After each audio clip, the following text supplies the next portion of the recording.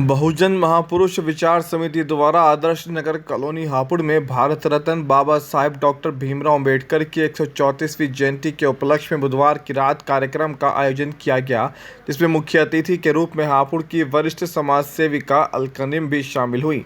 इस दौरान बाबा साहेब के समक्ष दीप प्रज्वलित कर कार्यक्रम की शुरुआत हुई, जिसमें छोटे छोटे बच्चों ने बाबा साहेब अंबेडकर के जीवन पर आधारित एक कार्यक्रम का आयोजन किया। साथ ही देशभक्ति से जुड़े गीतों की धुन पर माहौल को देशभक्ति के रंग में रंग दिया।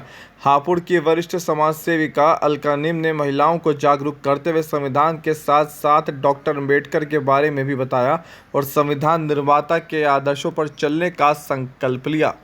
बड़ी खुशी हो रही है ये देख करके कि आज हमारी बहनें जागरूक है, उत्साहित है।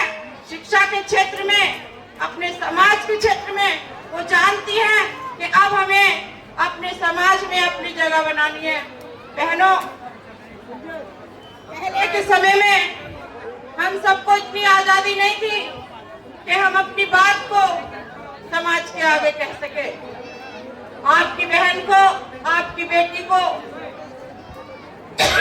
यह अधिकार सिर्फ बाबा साहब के उस संविधान की वजह से मिला, उस आरक्षण की वजह से मिला, जिसमें उन्होंने हम सबको शिक्षा का समान अधिकार की बात कही, सभी महिलाओं को शिक्षित होने की बात कही। हमें बाबा साहब के आदर्शों पर चलना है और जब उन्होंने शिक्षित होने की बात कही है, जहां हम शिक्षित होंगे वहां हम सब संगठित भी होंगे। इसका उदाहरण आप लोग देख रहे हैं, क्योंकि हम सब शिक्षित हो रहे हैं, हम सब संगठित हो रहे हैं और संघर्ष के लिए भी हम तैयार हैं।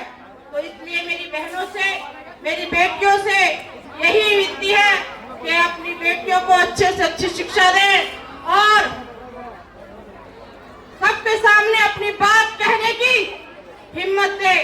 अपनी बहन और अपनी बेटी की तरह ऐसी हिम्मत पैदा करें कि वो अपनी बात को सबके सामने कह सके और जो भी उसके साथ गलत कर रहा है उसको जवाब दे सके। बहुत बढ़िया, एक बार जोरदार तालियां। बाबा साहब का ये सपना कि हर घर की महिला शिक्षित होनी चाहिए, हर घर का परिवार संगठित परिवार होना चाहिए।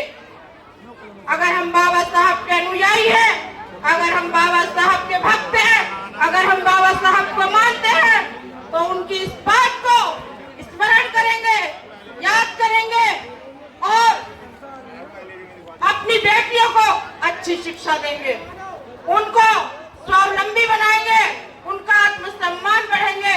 बेटियां अगर शिक्षित हैं तो वो दो परिवारों को शिक्षा दे रही है, वो दो परिवारों को आगे बढ़ा रही है। आपकी बेटी, आपकी बहन जो सामने खड़ी है, इतना संघर्ष करके यहाँ पर आई है। आपको तो इस समय सभी चीजें मौजूद हो रही है, लेकिन इस बेटी को जो केवल वजीफे के दम पर पढ़ती थी, कोई स्कूल में, कॉलेज में एडमिशन देने के लिए भी तैयार नहीं होता था। तो आपको ये सबक लेना चाहिए कि हमें अपनी शिक्षा पर और अपने संगठन पर जोर देना चाहिए। मैं ये समझती हूँ कि कार्यक्रम बहुत देर से चल भी रहा है और बहुत देर तक रहेगा भी। ज्यादा बोलना मेरे लिए मुनासिब नहीं होगा।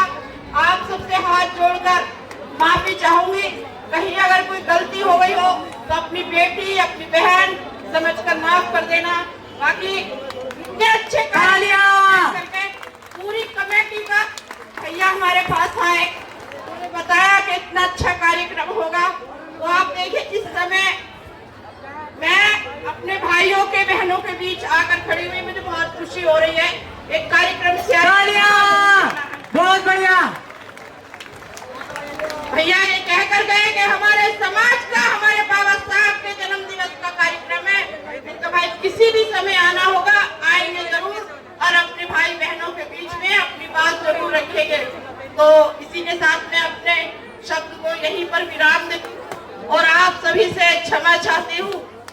धन्यवाद। सभी जय भीम। जय